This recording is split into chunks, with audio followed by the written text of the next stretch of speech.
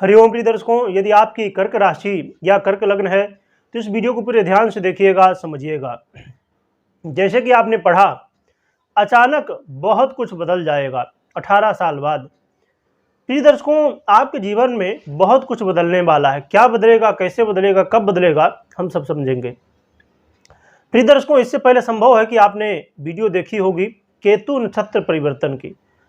तो इसमें हम विशेष रूप से कुछ महत्वपूर्ण बातें जानने वाले हैं, क्योंकि केतु अब 3 मार्च को अपना नक्षत्र परिवर्तन कर चुके हैं। अब ये हस्त नक्षत्र में 3 मार्च से गोचर कर रहे हैं। तो हस्त नक्षत्र के चतुर्थ चरण में गोचर कर रहे हैं और फिर ये चरण परिवर्तन करते रहेंगे। तो ये हस्त नक्षत्र में गोचर करते हुए क्या रिजल्ट देंगे, आइए सबसे पहले हम ये नक्षत्र के बारे में जान लेते हैं, जिससे हमें समझने में आसानी होगी। तो ये नक्षत्र जो है चंद्रमा के आधिपत्य में आता है। चंद्रमा इसके अधिपति माने जाते हैं और सूर्य इसके देवता माने जाते हैं।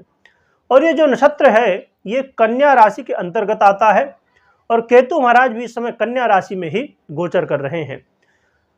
तो ये कन्या राशि के अंतर्गत गोचर करते हुए और ये जो हस्त नक्षत्र है प्रिय दर्शकों, तो इससे प्रभावित लोग, क्योंकि इसका जो आकृति होती है हस्त नक्षत्र की, वो हाथ का पंजा, और इसकी जो योनि होती है ये देव योनि मानी जाती है। देव योनि नहीं, देवगण माना जाता है और महिष योनि मानी जाती है। योनि महिष मानी जाती है और देवगण माना जाता है। और इसका जो तत्व है वो अग्नि तत्व माना जाता है।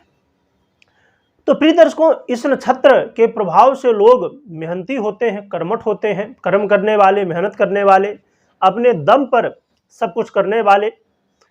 और साथ में देखा जाए तो देवगण होने की वजह से ये बुद्धिमान भी बहुत होते हैं। किस समय क्या निर्णय लेना चाहिए ये सब बड़ी कुशलता के साथ कर पाते हैं। साथ में महिष योनि है, इसलिए ये कई बार जिद्दी भी होती हैं और मेहनती भी होते ही हैं।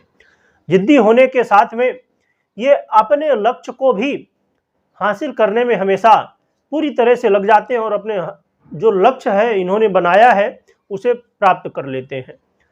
साथ में देखा जाए तो प्रिय दर्शकों, अग्नि तत्व इनका होता है नक्षत्र का, हस्त नक्षत्र का, जिसके वजह से इनके अंदर एनर्जी पूर्ण रूप से होती है, मतलब एनर्जी बहुत ज़्यादा होती है देखा जाए तो।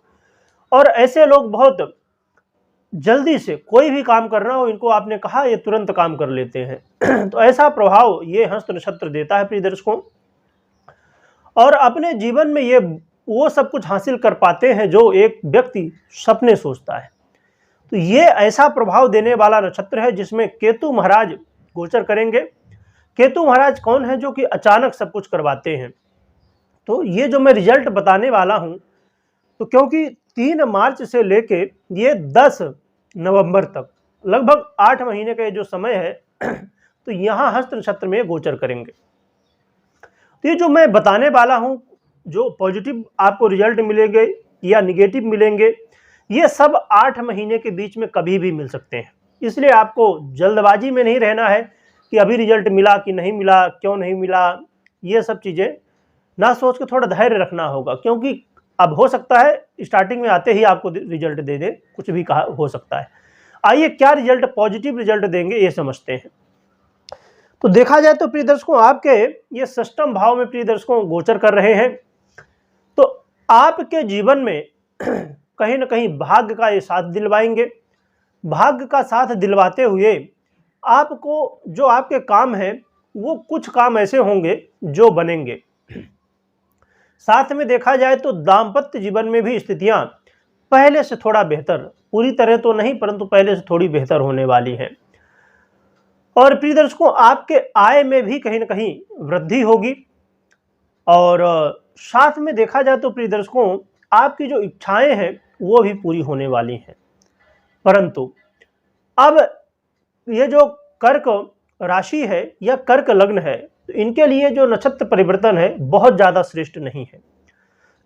तो इसलिए सावधानी भी बहुत ध्यान से समझिएगा।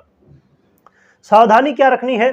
जैसे मैंने बताया कि दाम्पत्य जीवन, तो दाम्पत्य जीवन में थोड़ा सुधार तो होगा परंतु पूरी तरह सुधार नहीं होने वाला है।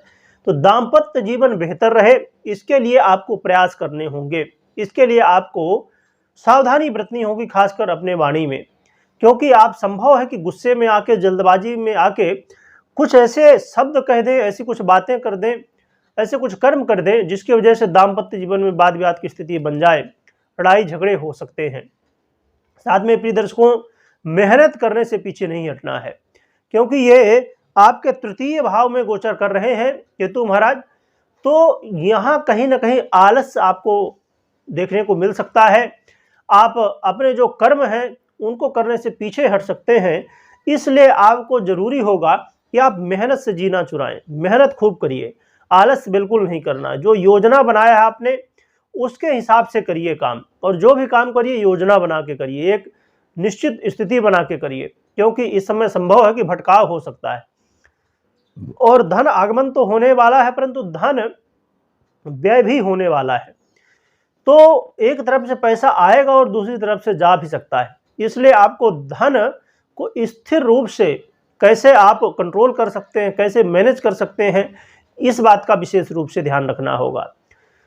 भाई बंधुओं के साथ वाद विवाद की स्थिति बनने की स्थिति दिखाई दे रही है, तो वाद विवाद ना हो इसके लिए सबसे महत्वपूर्ण क्या है? वाणी। और ये राशि किसकी है? बुध की।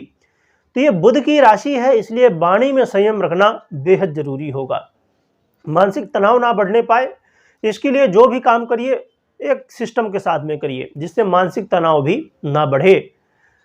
और कोई कंपटीशन में है, परीक्षा प्रतियोगिता में है, वहां पर भी कैसे आप ए प्लान यदि आपका काम नहीं किया तो बी प्लान कैसे काम करेगा, सी प्लान कैसे काम करेगा, मतलब बहुत अच्छे से तैयारी आपको करके रखनी होगी, जिससे आप असफल ना होने पाए, क्योंकि ऐसी स्थितियां दिखाई दे रही हैं। तो ये सावधानियां प्रिय दर्शकों आपको रखना होगा, क्योंकि जैसे मैंने बताया कि कर्क राशि वालों के लिए विशेष रूप से सावधानियों को ध्यान में रखना जरूरी होगा। अब हम आराधना की बात करें तो आप माँ जगदम्बा की आराधना कर सकते हैं और गणपति की आराधना कर सकते हैं। गणपति को दुर्वा चढ़ाना या भगवान गणपति के मंत्रों का जप करना, उनकी आराधना करना, ये आपके लिए बहुत श्रेष्ठ रहेगा। साथ में माँ जगदम्बा की भी आराधना करें। और इसके अलावा प्रिय दर्शकों, अपनी ग्रह स्थितियों को जरूर चेक कर लें, बुध को, केतु को और चंद्रमा को, क्योंकि ये तीनों का प्रभाव आपको इस समय मिलेगा। क्योंकि अब ये तीनों के, अब चंद्रमा के नक्षत्र में है केतु तो उनका प्रभाव देंगे, बुध के राशि में है तो बुध का प्रभाव देंगे, और स्वयं अपना प्रभाव भी देंगे। तो इसलिए, और नक्षत्र का प्रभाव तो रहने ही वाला है, इसलिए आपको अपने जन्म कुंडली को चेक कर लेना। ये अच्छी स्थिति में ग्रह है तो आपको ये सब अच्छे रिजल्ट मिलेंगे, परंतु ये पीड़ित हैं, कमजोर हैं, तो समस्याएं बहुत ज़्यादा बढ़ सकती हैं, ज़्यादा नहीं बहुत ज़्यादा बढ़ सकती हैं। इसलिए आपको सावधानी रखनी है, जिससे आगे स्थितियां कोई गड़बड़ ना हो। और कमेंट में ओम गंग गणपते नमः लिखिएगा और स्मरण भी करिएगा, और माता रानी का भी स्मरण करिएगा। वीडियो देखने के लिए बहुत बहुत धन्यवाद।